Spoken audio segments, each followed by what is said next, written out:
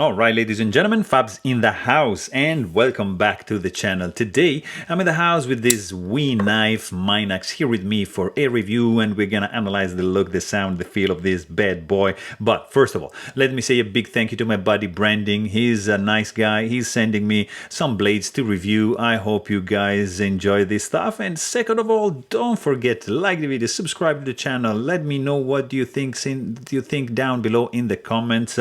And you can also check out Fablades.com and my Instagram page at Fablades, and let me know what you guys think about that. So let's go ahead and check this bad boy out. This has a little bit over 3" for the cutting edge, but 3.5" long blade.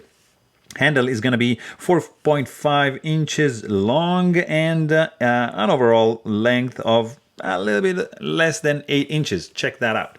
Let's see how this guy is comparing with the Ontario Rad number 1 and Ontario Rad number 2. You can see where this guy is standing right in the middle of these two options. Pretty common. Also, options are the bug out and the mini bug out, both from Benchmade, and the Ferrum Forge Minax collaboration is bigger than both. And let's check out this guy up against these two offerings from Spyderco, Paramilitary 2, Para 3. It's right in the middle. So Paramilitary 2 is bigger, Para 3 smaller. Also want to show you these two guys from Chris Reeve Knives. Here you got the large Sebenza 21, here you got the small Sebenza 21, and guess what? Right in the middle, so that is a good sign for a knife.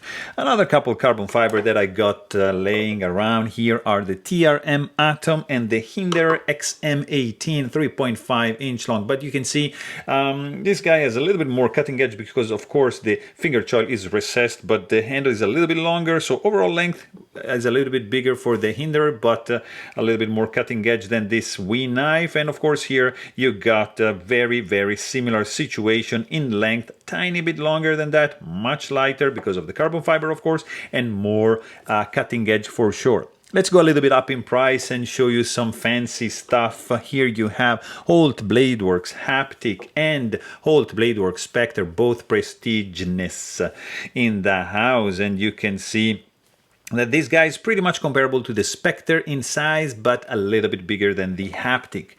If you want to see a little bit more fancy stuff, stick around because here you got another couple that I want to show you. Peter Rasenti Large Nirvana 3.0 and Kirby Lambert Rain. Look at these beauties. I mean, we are like in a completely different ballpark for these two guys, but I just figured that you might be interested in checking those out, so that's why I showed it to you. Here you have this very interesting titanium frame lock, guys. Ferrum Forge Knife Works, and Knife teamed up to make this fella right over here. It's gonna set you $260 like retail. I think it's sold out, but you can still find this guy on the secondary market.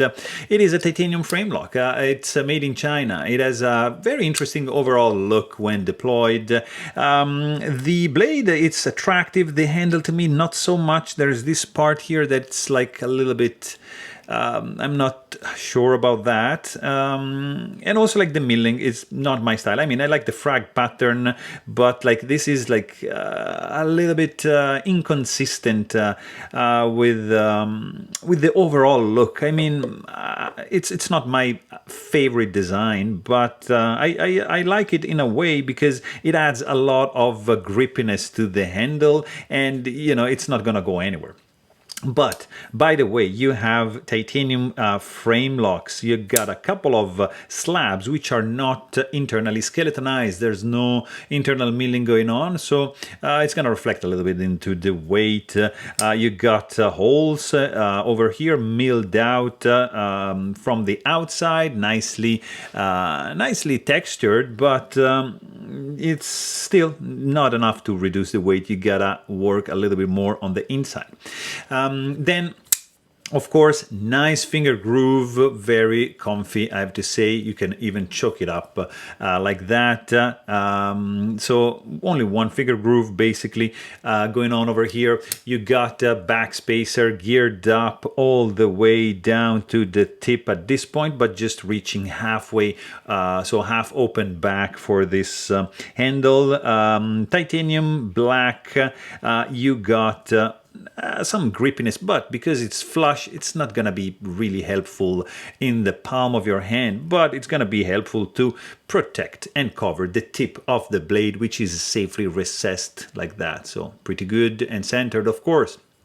You got a flipper tab with some jimping going on, which is of course pretty functional for the light switch like that. It's gonna work. You can do push button, but in this case, when the design is like that, just go for the light switch. You're gonna be in business in a reliable way. Also, you've got, of course, no screws visible from the show side. I mean, this is a wee captive keyed-in screw for the pivot. You don't have anything for the back. On the back, sorry, for the handle. On the back, on the lock side, you got a pivot collar, a I think that's a T10 Torx bit, and these are T8. No, probably that's both T8 Torx bit screws. This screw over here is the one passing through and holding together the front side of the knife. And this guy, of course, is the pivot. Flush on the show side, protruding on the back side, keyed in, so not spinning, pretty easy to disassemble, under 5 minutes. You can also check my maintenance video about this fella.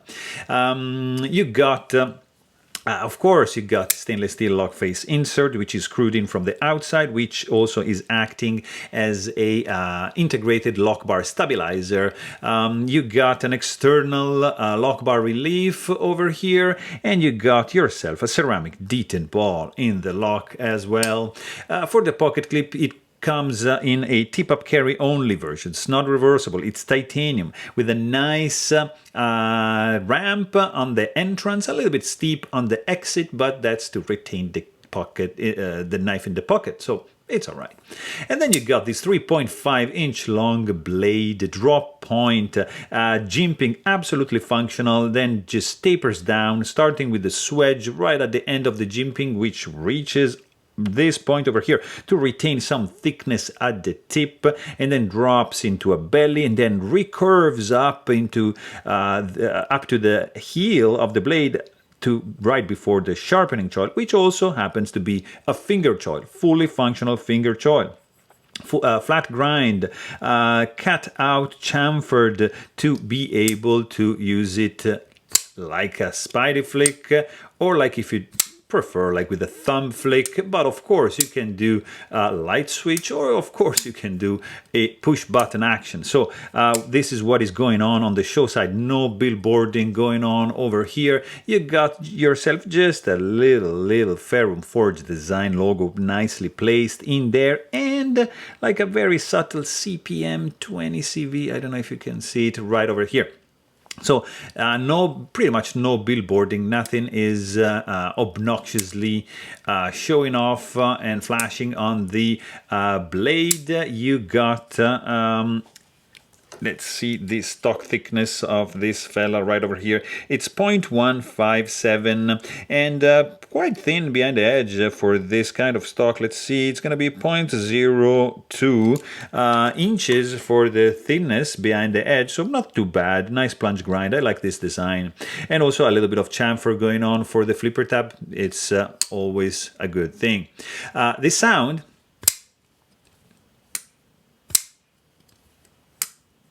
nice click, pretty subdued and discreet closing sound. Not loud, not percussive, and very, very quiet when closing. It's not resounding or anything when you open it, and pretty soft when you close it.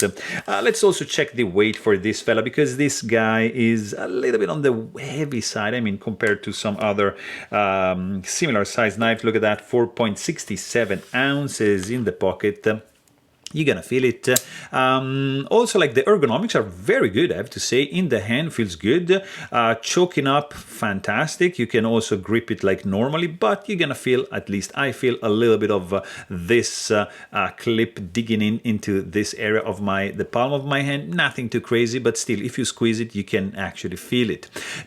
Just that's the only hot spot. Not really sharp edges if you do the choke up grip, or like you can do like also like a reverse grip a little bit. Yeah, it feels good. You kind of have like a finger guard thingy going on with the flipper tab, so that is all right.